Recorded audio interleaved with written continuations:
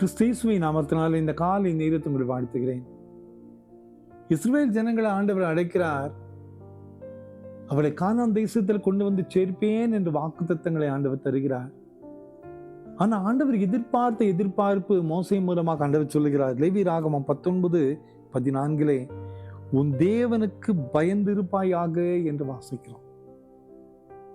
ஆண்டவருக்கு பயப்படுகிற ஒரு வாழ்க்கை. நீ தேவனுக்கு பயந்திருக்க வேண்டும். நீ எகிப்து தேசத்துல இருக்கும்போது எப்படி வேணாலும் வாழ்ந்திருப்ப.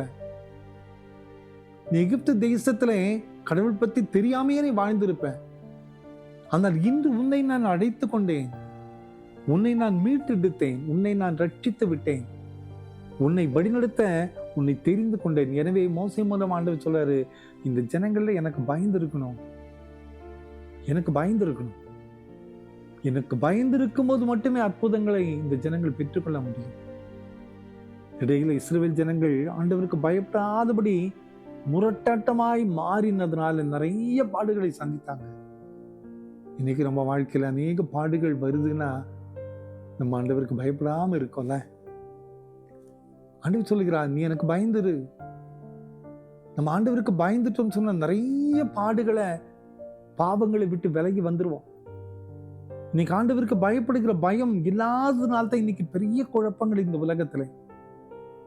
இன்னைக்கு ஊழியக்காரர்களானாலும் சரி, விசுவாசிகளானாலும் சரி, கர்த்தருக்கு பயப்படுகிற பயம் இல்லாதனால்தான் துணிகரமான காரியங்கள், துணிகரமான பாவங்கள், துணிகரமாய் பேசுகிற வார்த்தைகள். அன்னைக்கெல்லாம் ஆண்டவரை குறித்த பயம் இருந்துச்சு. நம்ம விட்டு கொடுத்தோ, மன்னித்தோ, விழுந்தோ, அவர்களோடு கூட ஒப்புரவானோ ஆண்டவர் உயர்த்தி வைத்தார். இன்னைக்கு ஆண்டவருக்கு பயப்படுகிற பயம் இல்லாதனால துணிகரம் வந்து விட்டது. பாவங்கள் பெருகிவிட்டது, வைராக்கியம் பெருகிவிட்டது. முடிவோ போராட்டமும் உடைவுகளும் பிரச்சனைகளும் தான். நம்ம குடும்பத்துல அதான் நடக்குது. ஆண்டவர் சொல்லுகிறார், நீ எனக்கு பயந்துருக்கணுமே. நீ ஆண்டவருக்கு பயந்துட்டேன்னு சொன்னா எந்த ஒரு வைராக்கியம் உன்னுடைய வாழ்க்கையில இருக்காது. நான் உன்னை எப்படி நடத்துவேன்னு சொல்லி உனக்கு தெரியும். இன்னைக்கு ஆண்டவர் நம்மளை எதிர்பார்க்கிற எதிர்பார்ப்பு நம்ம ஆண்டவருக்கு பயந்திருக்க வேண்டும் என்பதுதான். ஒருவேளை இந்த காலை நேரத்துல ஒரு தீர்மானம் பண்ணலாமே, ஆண்டவரே உமக்கு பயந்து இருக்கும்படியாக என்னை ஒப்பு கொடுக்கிறேன். நீர் என்னை நடத்தும், நீர் என்னை மீட்டெடுத்து, நீர் என்னை ரட்சித்து ஜீவனையே கொடுத்து, நீர் என்னை சுமந்து கொண்டீர். உமக்கு பயப்படத்தக்கதான பயத்தை தாரும் என்று நம்மை அர்ப்பணிக்கும் போது நிறைய தீமையை விட்டு விலகிடுவோம், நிறைய பாவங்களிலிருந்து விலகிடுவோம். அந்த வாழ்க்கை நம்மை உயர்ந்த அடைக்கலத்தில் கொண்டு வந்து சேர்த்துக்கிறோம். கவலைப்படாதிருங்கள். கர்த்தருக்கு பயப்படுகிற ஒரு பயம் நமது உள்ளத்துல இருந்தா போதுங்க. நம்ம வாழ்க்கையில என்ன பிரச்சனை வந்திருந்தாலும் ஆண்டவர் பொறுப்படுத்திக் கொள்வார்.